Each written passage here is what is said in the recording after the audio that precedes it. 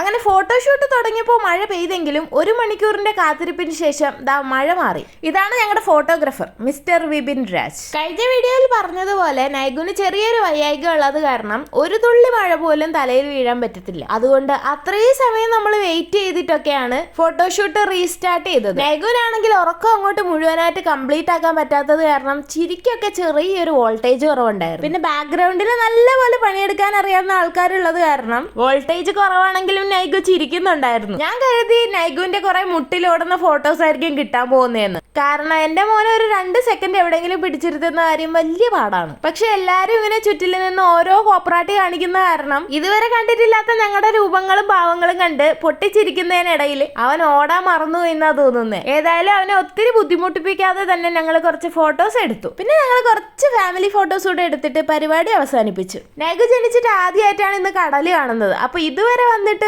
ഒന്ന് കാല് നനയ്ക്കാതെ എങ്ങനെയാ കൊണ്ടുപോകുന്നേ? അവനാണെങ്കിൽ വെള്ളം കണ്ടപ്പോ ആവേശം കൂടി.